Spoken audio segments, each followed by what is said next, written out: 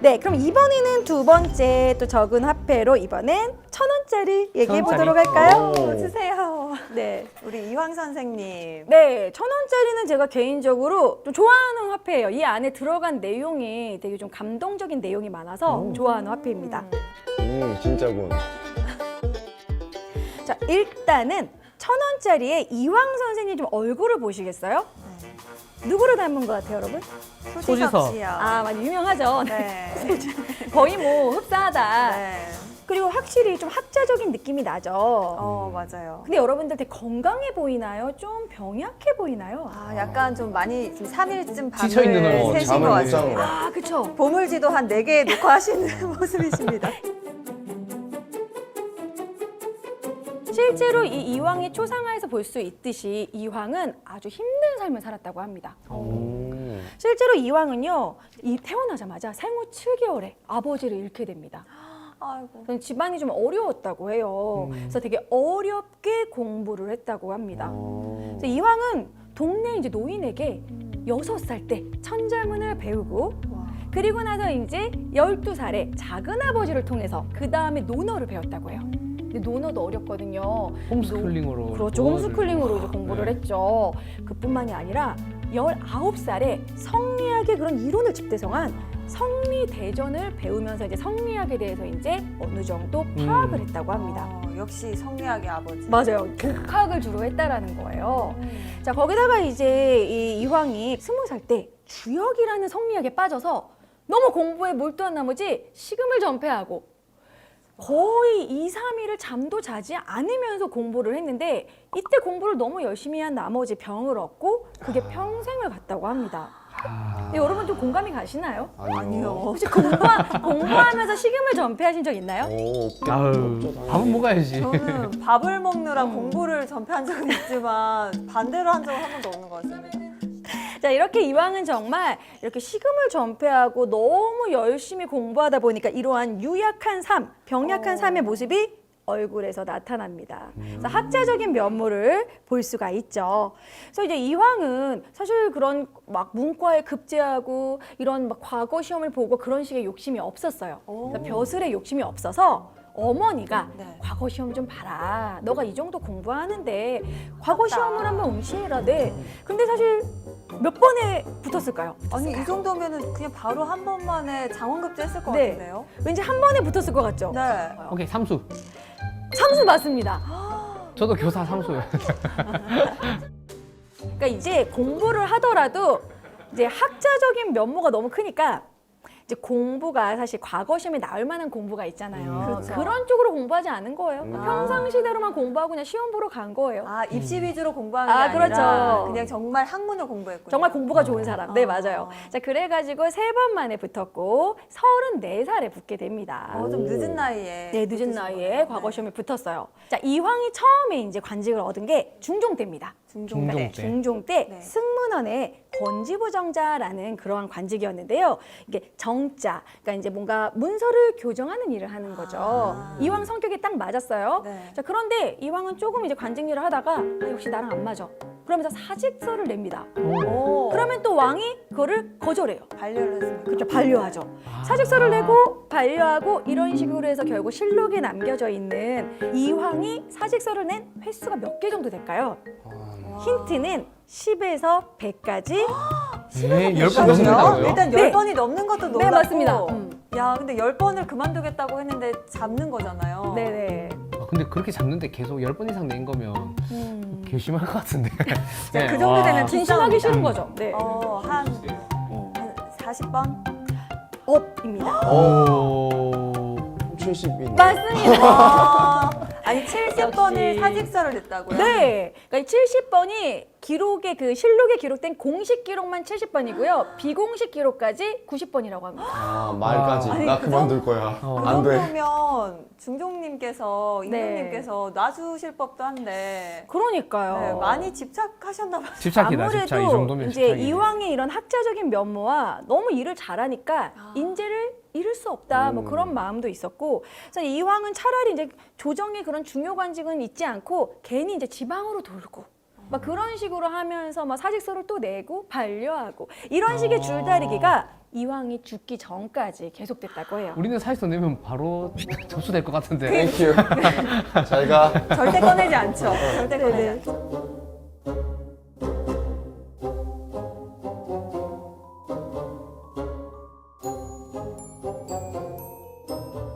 자, 그럼 여러분들이 직접 찾아보시는 퀴즈가 있습니다. 이건 나중에 여러분들 주변 사람들한테도 한번 써먹어 보세요. 네. 자, 우리 시청자분들도 천원권의 뒷면을 보시고 뒷면에 그림이 있죠. 네. 네.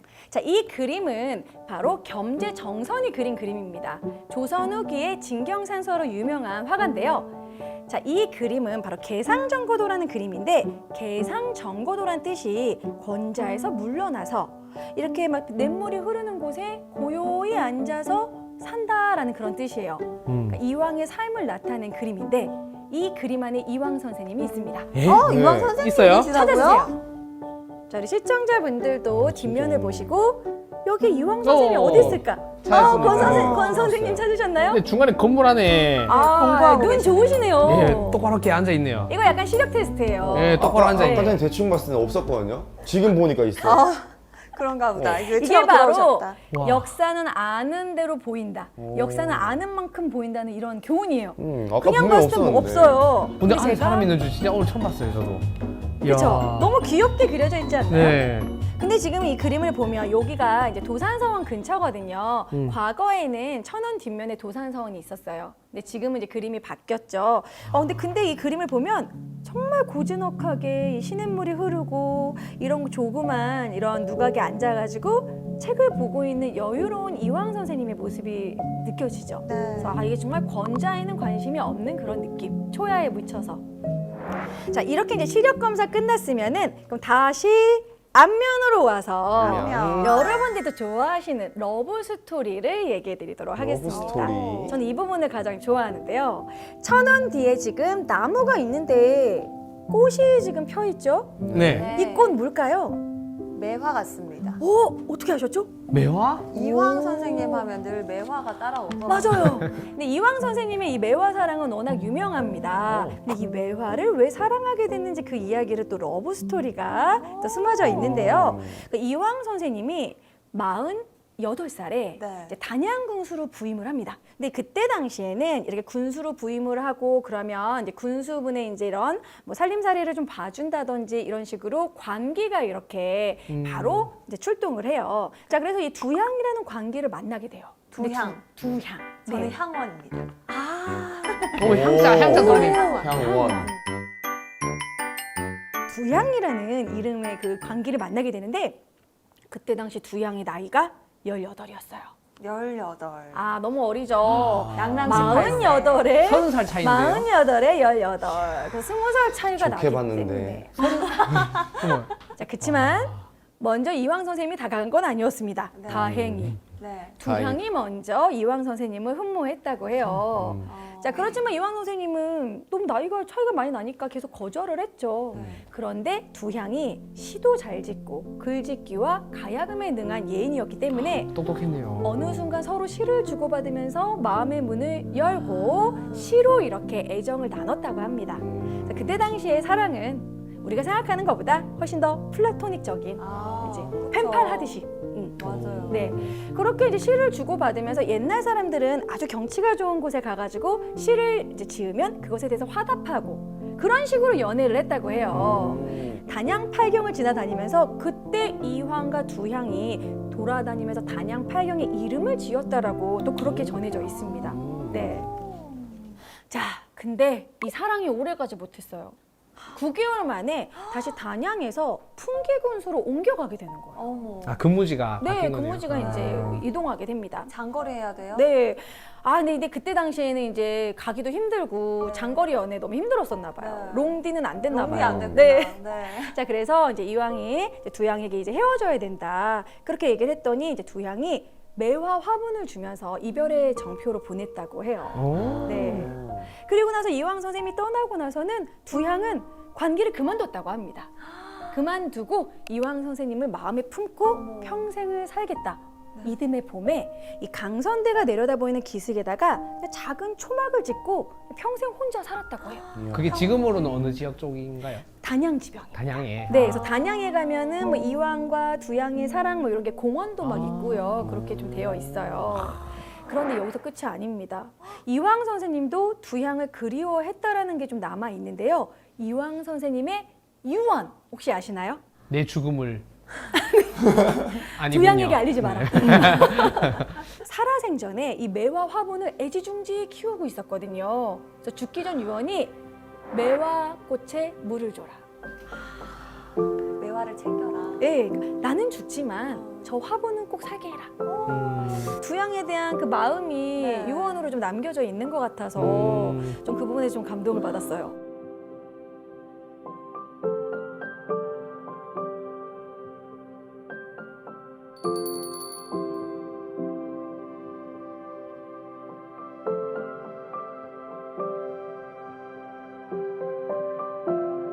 그러면 이제 단계를 넘어가서 우리 한번 화폐 가치를 넘겨서 또 5,000원짜리로 넘어가 보도록 할까요? 네. 커진다. 네, 5,000원. 자, 5,000원. 와.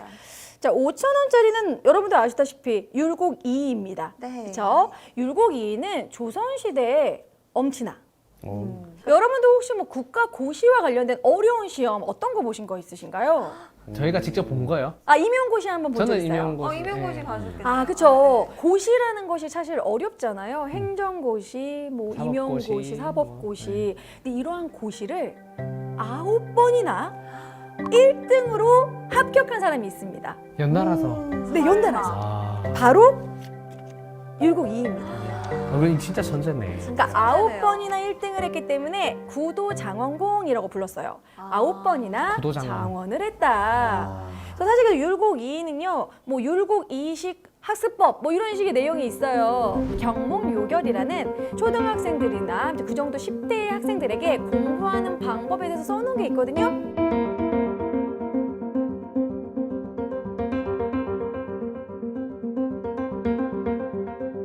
근데 그거 제가 가끔씩 공무원 학생들한테 알려줘요. 오. 내용이 너무 많이 뼈를 때립니다. 아, 이게 시대를 뛰어넘어서 네. 지금 공부해도 맞아요. 율곡이 공부법은 통한다. 네, 맞아요. 왜냐하면 어. 거기 보면은 공부를 못하는 사람들의 특징이라고 하면서 아, 공부를 네. 하기보다는 다른 거에 관심을 가지고, 그러니까 예를 들어 이제 공부해야지라고 하면 책상 정리를 이제 2시간 합니다. 오, 저도 그랬어요. 아니면 주세 개 빠져. 뭐 이런 식으로. 뭐 여러 가지 내용이 나오는데 되게 공감이 돼요. 본인이 하려고 하는 공부를 하려는 목표를 잡고 한계를 파야 된다. 막 이런 식의 내용이 나오는데 너무나 좀 뼈를 맞는 느낌이라. 진짜. 네. 이 선생님 T야? 진짜 티. 완전 티네요. 네. 그러니까 어느 정도로 티냐면 이게 좀 어려운 이야기지만 성리학이라는 학문이 뭘까요? 성리학이란. 성리학. 인간의 본성을 이해하는 학문이에요. 그런데 인간의 본성이 이와 기로 나눈다. 이기론. 네, 이기론. 이론, 그쵸? 이론. 맞아요. 이는 불변의 것, 보편적인 것이고 기는 그때그때 변하는 특수한 것이에요. 근데 이를 중요시한 건 이황이지만 이황. 이는 기를 중요시했습니다. 기의 특수성, 그러니까 그때그때 현실에 맞춘 개혁을 중요시한 거죠. 그래서 개혁, 현실적인 인물이 바로 이라는 거죠. 자, 그래서 이는 천재기 때문에 그럼 이의 그럼 태몽에 대해서 좀 얘기를 하려고 하는데 우리 여러분 각자 혹시 태몽 있으신가요? 있죠. 제 태몽은 그거였습니다. 이제 부모님이, 어머님이 물을 건너려고 하는데 네. 하천이 이제 막 불어가지고 건널 수가 없는 거예요. 네네. 어떡하지 하는데 수백 마리 반짝이는 비닐의 물고기들이 네네. 물 위로 착 떠오르더니 네네. 다리를 만들어주더래요. 근데 그게 너무 좋은데, 햇볕에 대박. 반사해서 네. 눈이 너무 부셔서 바라보지를 못하겠다. 그게 태몽이었어요. 오, 은빛 물고기가 다리를 만들어줬다. 네. 거의 영웅 무슨 탄생 태몽인데요? 그 태몽값을 지금 못하고 있지 않나 이런 생각이 들긴 아, 하지만 외모가 네, 네, 아름다우십니다. 반짝반짝. 네, 하고 반짝반짝. 있습니다. 그럼 이의 태몽은 뭔지 말씀드리도록 할게요. 궁금해요. 네, 이의 태몽과 관련된 지역이 바로 이가 태어난 곳 저기 오죽헌의 몽룡실입니다. 몽룡실. 이몽룡실. 네, 그럼 몽룡실이니까 이의 태몽에는 어떤 동물이 나왔을까요? 용. 용. 아, 맞아요. 태몽의 몽, 용의 용. 근데 그냥 용도 아니고 검은 용이 금빛 목걸이, 금목걸이를 차고 동해바다에서 싹 떼어도 올려서 흑염룡. 신사임당이 이불 속으로 이제 치마 속으로 들어왔다고 해요.